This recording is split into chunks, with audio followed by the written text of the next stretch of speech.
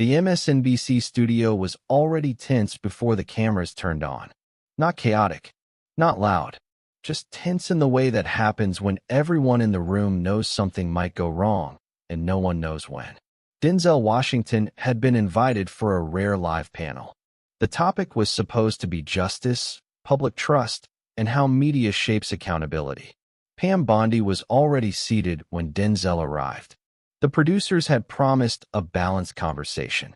They had said the guests would respect one another's perspectives. They had said there would be no ambushes. But just before the broadcast began, the producers made a last-minute change. A video segment was added, one that was never approved. And when the segment ended, the hosts turned to Denzel with questions that weren't questions at all. They were challenges designed to provoke. Denzel didn't flinch. He nodded once, and then sat completely still. Pam Bondi smiled as the cameras came to life. It wasn't a warm smile. It was the kind of smile that suggested she had come to win something. The host opened with a clip showing Denzel's recent remarks about institutional trust. How people are tired of narratives that shift depending on who's in power. Denzel had said, "Truth doesn't have a political party. It just has to be consistent." Pam Bondi leaned in and said, "Well, Mr. Washington, I find it interesting you talk about consistency when you've played characters that glorify violence and corruption. Doesn't that make you part of the problem?" Denzel blinked. Slowly. "Once," he said, "I play characters. I don't endorse them. That's the difference between fiction and real life. But let's stay on real life, shall we?" The host tried to pivot, but Pam wasn't finished. She said, "You criticize institutions, but you benefit from them. Hollywood has made you rich. The media gave you a platform. Isn't it hypocritical to bite the hand that feeds you?" Denzel turned to face her directly. His tone never rose. It didn't need to. He said, "If a system lifts you up but tears others down, the right thing isn't to stay silent out of gratitude. The right thing is to speak."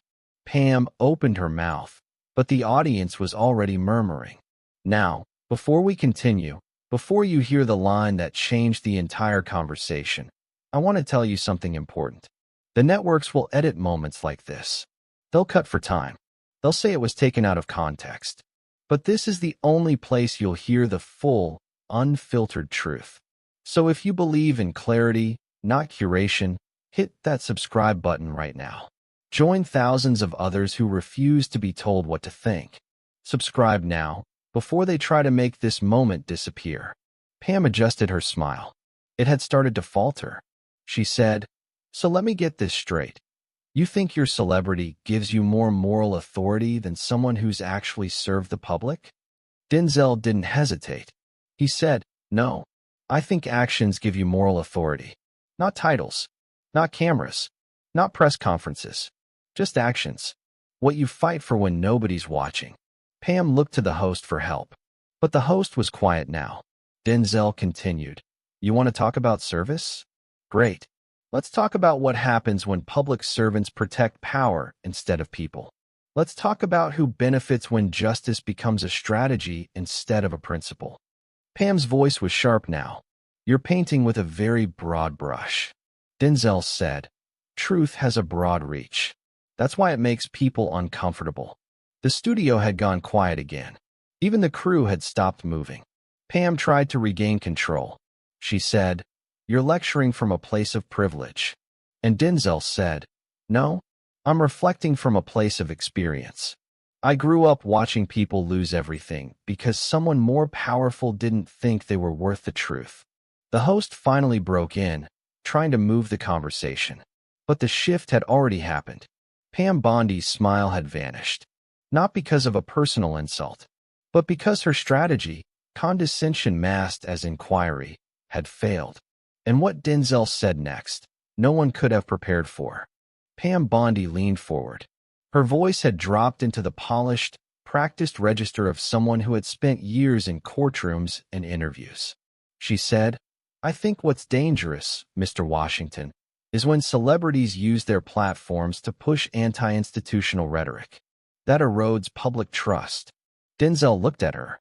No expression, just calm. He said, No, Pam. What erodes public trust is when people in power lie. When justice depends on who you voted for.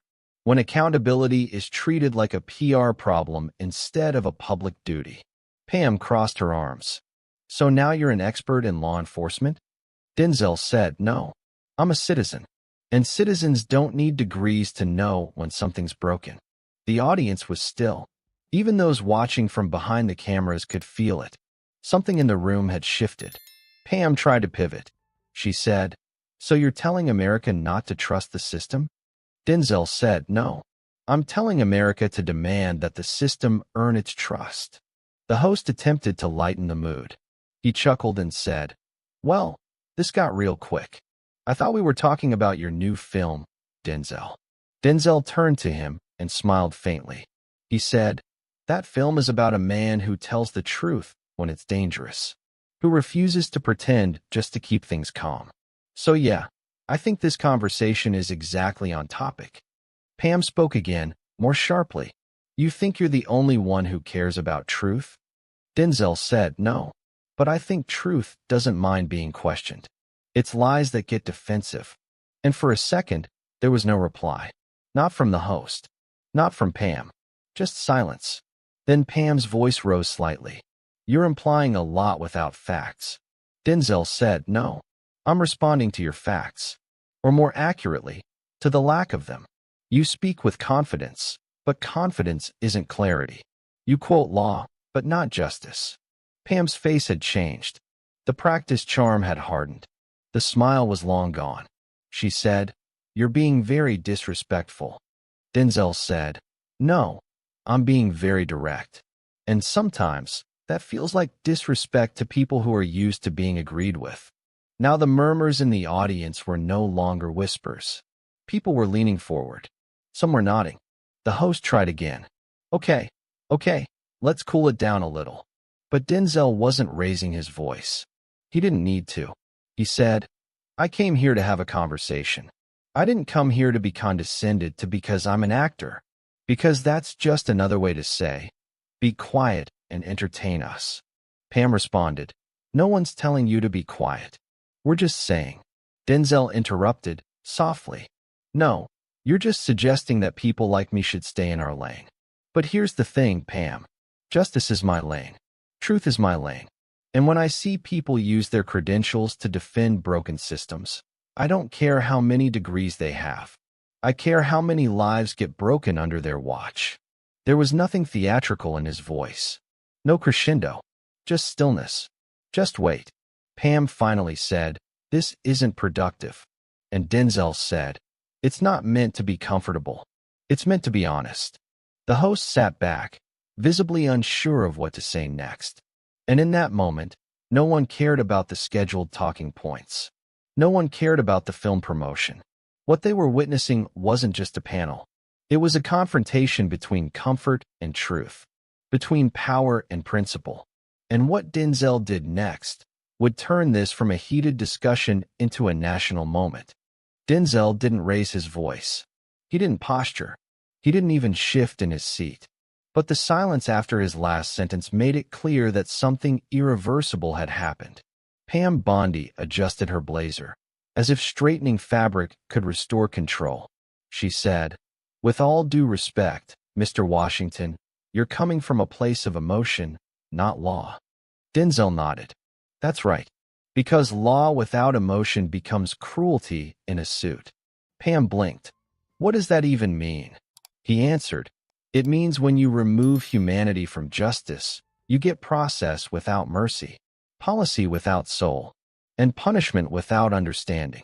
The host leaned forward, trying to regain control. Let's try to shift this back to. But Denzel kept going. He said, you want to talk about law? Let's talk about how many people rot in jail because they couldn't afford bail. Let's talk about how zip codes decide who gets a second chance. Let's talk about mandatory minimums and 3 strikes, and why black kids with weed go to prison while hedge fund guys get settlements. Pam snapped. That's not fair. Denzel said, neither is the system. Pam's voice hardened. You make it sound like the entire justice system is corrupt. Denzel said, no. I'm saying the entire justice system is vulnerable to corruption, and it has failed too many people for anyone to pretend otherwise. Pam opened her mouth to respond, but Denzel wasn't finished. You keep talking about law like it's sacred. But if law can't recognize bias, if it can't correct itself, if it only protects power instead of truth, then it's not sacred. It's just a script we follow to pretend things are fair. The audience had stopped reacting, not because they weren't moved, but because they were stunned. Pam took a breath. I think you're being very divisive. And Denzel replied, I think division already exists. The difference is, I'm not pretending it doesn't. You can't heal what you won't name. The host finally said, Okay, let's. But even he knew it was too late to pivot. Denzel turned to him and said, Don't worry. I'm not here to hijack your show. I'm just here to make sure people understand something. That justice isn't about making people like me feel better. It's about making people like her answer for the systems they defend. Pam said, You're attacking my character. Denzel said, No. I'm attacking the arguments you're hiding your character behind. There was a pause. Long, uncomfortable, undeniable. And then something happened no one expected. A woman in the audience stood up. She said, You're right. The cameras hadn't planned for audience participation, but they couldn't stop it either. The woman continued, My son was arrested for something minor. Sat in jail for 6 months because we couldn't afford bail. Lost his job. Missed his daughter's birth. That wasn't justice. That was the system working exactly the way you described. More murmurs. Another person stood. My brother got 10 years for drugs. His friend, who's white, got rehab for the same charge. Pam tried to intervene. These are isolated cases. The woman in the front row interrupted. No, they're not. They're just the ones people are finally brave enough to talk about. Denzel didn't say anything at first. He just looked at them. And then he said, This is what happens when truth gets a microphone. Pam Bondi's smile was gone. Completely. And what happened next, the thing that pushed this moment from television to history, wasn't loud. It was a sentence. Quiet. Clear. Spoken into a room that finally understood what it meant to listen. Denzel looked directly into the camera and said, You don't need to be famous to tell the truth. You just need to be tired enough. The audience was completely still. Even the camera operators had slowed, unsure whether to zoom in or hold steady.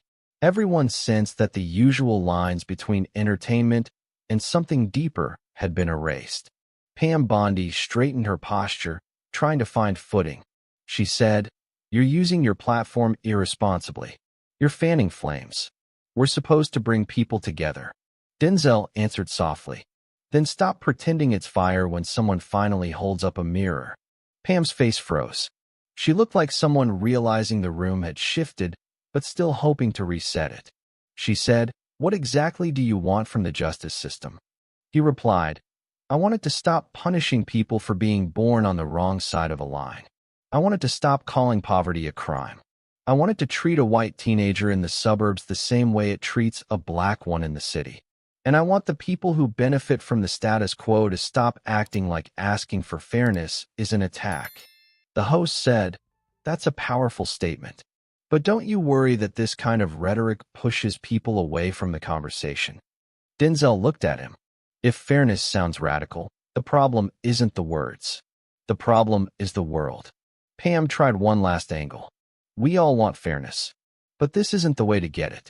You're making people angry. He nodded. Yes, I am. Because anger is honest. Anger tells the truth faster than silence ever could. Anger says, You can't ignore this anymore. And if people finally feel angry enough to change something, then maybe it's working. Pam's eyes narrowed. So you're fine with division? You're fine with chaos? Denzel said, I'm not fine with any of it. But I'm done pretending that silence is peace. It's not. Silence is what allows injustice to grow roots. That sentence seemed to echo in the studio. The host leaned back. He didn't speak. Pam didn't either. Because something had shifted, not just in the room, but in the people watching. Later that night, clips from the segment exploded online. The moment where Denzel calmly dismantled every euphemism, every dodge, every rehearsed defense. It spread faster than anything the show had aired in years. Hashtags started trending. Not ones about outrage. Ones about listening. Hashtag truth without permission. Hashtag justice is not polite. Hashtag Denzel said it. Pam Bondi issued a statement 2 days later. It was long, carefully worded, framed around productive discourse and misinterpretations. But no one was really talking about her anymore. They were talking about what it meant to speak plainly in a world that profits from spin. They were talking about what it meant to use your voice, not for popularity, but for pressure. College professors played the segment in classrooms. Activists referenced it on panels. A group of teenagers in Detroit made shirts that read, "Silence is not peace." And Denzel Washington? He didn't tweet about it. He didn't give interviews. He didn't take a victory lap. When asked at a later event whether he regretted anything he said, he just replied, "I told the truth. That's the only part that matters." The host of the show later admitted that the episode had changed the tone of the entire series. Guests began showing up more prepared to have real conversations. The audience started listening differently, not to cheer or boo, but to understand. And the moment itself became something more than a viral clip. It became a reminder that sometimes one sentence can clear a fog of excuses. That one voice, calm, grounded, relentless, can make a room fall silent. And that sometimes the most radical act in a world built on comfort is to simply stop pretending. Denzel Washington didn't walk out. He didn't shout. He didn't insult. He just told the truth.